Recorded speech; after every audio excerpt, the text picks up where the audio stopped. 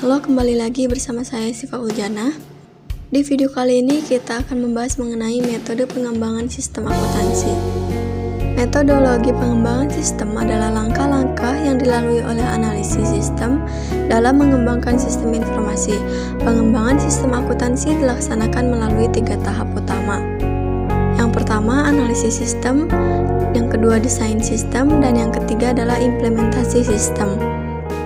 Di dalam tahapan pengembangan sistem akuntansi, ada langkah-langkah pengembangan sistem dan dokumen yang berkaitan dengannya. Yang pertama, analisis sistem.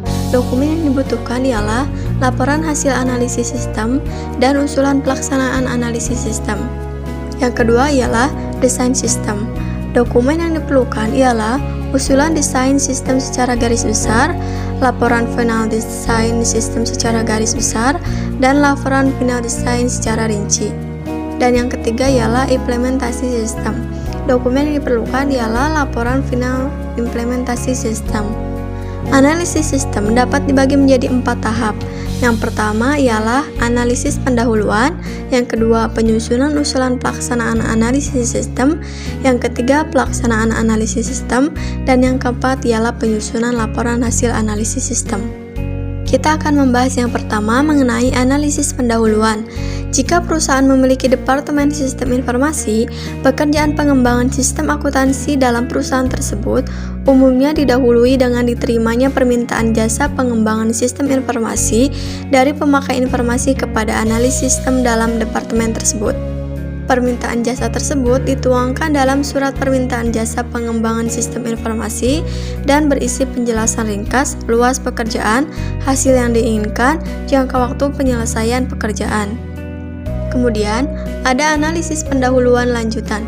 Berdasarkan surat permintaan jasa pengembangan sistem informasi tersebut, analis sistem kemudian melakukan analis pendahuluan untuk kepentingan pembuatan usulan pelaksanaan analisis sistem. Dalam analisis pendahuluan ini, analis sistem mengumpulkan informasi untuk memperoleh gambaran secara menyeluruh mengenai perusahaan kliennya. Untuk ini, analis sistem harus membuat worksheet atau checksheet untuk mengumpulkan informasi yang dikumpulkan dalam analis pendahuluan tersebut. Kemudian yang kedua ialah penyusunan usulan pelaksanaan analis sistem. Pelaksanaan analis sistem direncanakan oleh analis sistem dalam suatu dokumen tertulis yang disebut usulan pelaksanaan analis sistem. Maksud dihasilkannya dokumen tertulis tersebut adalah untuk mempertemukan pikiran pemakai informasi dengan analis sistem mengenai pekerjaan pengembangan sistem akuntansi yang akan dilaksanakan oleh analis sistem untuk memenuhi kebutuhan pemakai informasi. Dan yang ketiga ialah pelaksanaan analisis sistem. Analisis laporan yang dihasilkan sistem sekarang.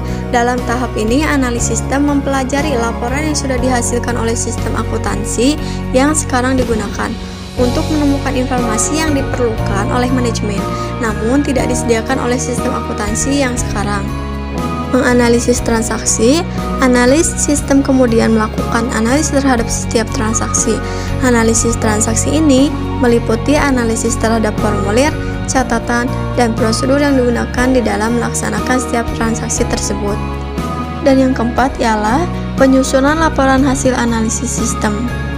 Hasil akhir proses analisis sistem disajikan oleh analis sistem dalam suatu laporan yang disebut laporan hasil analisis sistem. Laporan ini merupakan dokumen tertulis yang dibuat oleh analis sistem untuk diserahkan kepada pemakai informasi. Laporan ini berisi temuan-temuan yang diperoleh analis sistem dalam analisis sistem. Sekarang kita masuk ke bagian yang kedua, ialah desain sistem. Desain adalah proses penerjemahan kebutuhan pemakai informasi ke dalam alternatif rancangan sistem informasi yang diajukan kepada pemakai informasi untuk dipertimbangkan. Dalam desain sistem ini dibagi menjadi 5 tahap.